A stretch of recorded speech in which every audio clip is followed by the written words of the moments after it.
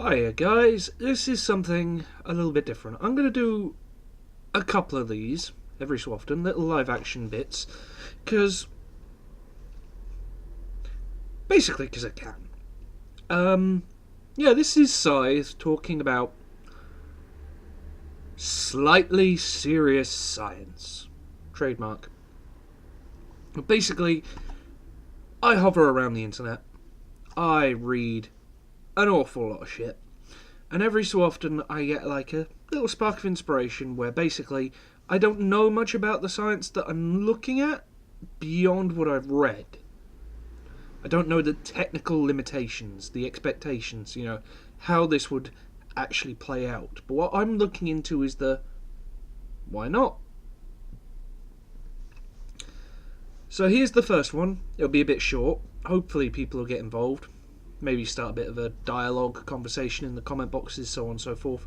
Maybe someone will look into this idea and go, holy shit, that's actually pretty cool.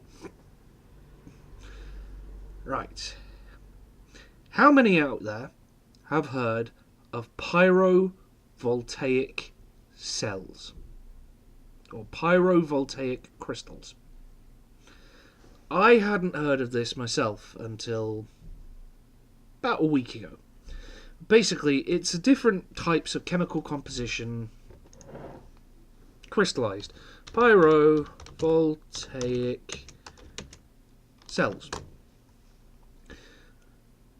Now, see, instantly, Wikipedia takes me to solar cells and photos. What I want is pyro.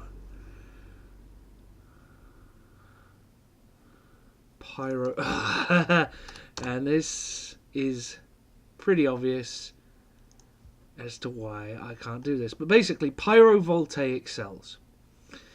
They are crystallized formations that when heat is passed through them at different lengths, temperatures, so on and so forth, create an electrical charge. The first idea I had is why not hook it up to, oh Christ, what do they call them? ART. Oh no, ARG, isn't it? Oh Christ, what do they call them? You can see why I'm trying to bounce the ideas backwards and forwards. But basically, you have a thermonuclear generator for space. Radioisotope thermoelectric generators. Converts nuclear power into heat. Heat is used to create electricity. The ship works. Basically, NASA had a bit of a thing a few years ago where they couldn't get hold of the very specific type of plutonium or uranium to create these. There's one on New Horizons, there's one on the Cassini. I'm sat here basically looking it up now. And my first thought was, why not combine pyrovoltaic crystals as a casing around an ARG or radioisotope thermoelectric generator to create extra power from this heat. Just to keep these probes running for longer, make them more efficient. But then I found out that they need a changing temperature set to create an electric charge. Pretty much everyone watching this video will have a device on their person or around them. Modern mobile phone, tablet devices.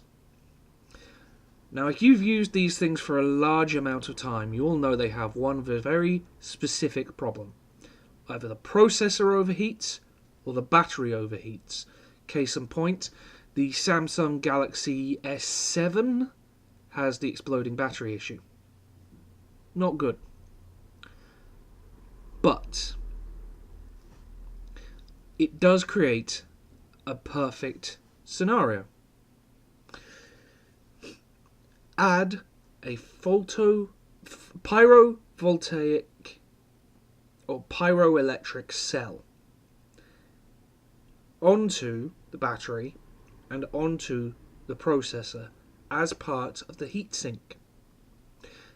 As the device is used, creates heat in the processor. The heat varies because of the heatsink and the amount of use from the person holding it. creates a charge. The battery heats up over extended length of time, heats up, cools down, heats up, cools down, creates more charge. Those systems fed back into the battery will not give you an infinite battery life for your smartphone or tablet, but, if my theory is right, significantly extend it. So you could have mobile phones and smartphones that power themselves the more they're used, and we could go from the standard 8 to 14 hour battery life to 2 or 3 days again, like we used to with the old style mobile phones before we moved over to touchscreen technology, Snapdragon processors, Android, iPhone, all of that lot. Old style phones, Nokia 3310, had a battery life that lasted into the days. My modern tablet can't even match that over a couple of hours. So basically, Pyroelectric cells as part of a heatsink system on the battery and on the processor inside modern smartphones and tablets to extend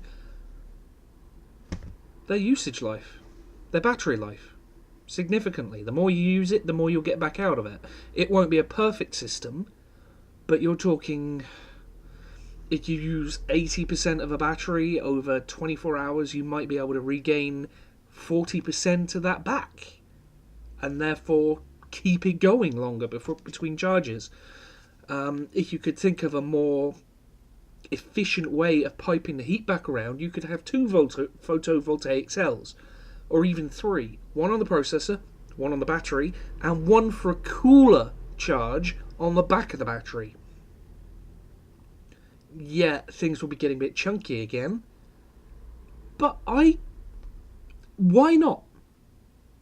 There's got to be somebody out there, engineer, scientist, whatever, who has the capability to at least test this. And I reckon it might just work. So there we go. That's enough of my yammering, attempting to describe things that I'm not 100% sure of, but you should get the general idea from this. Mobile phones, smartphones, tablets, pyroelectric cells, longer charges, more charges, not self-perpetuating, but more efficient. So yeah, thank you very much for watching my 7.5 minutes of blathering. Shadow Scythe out.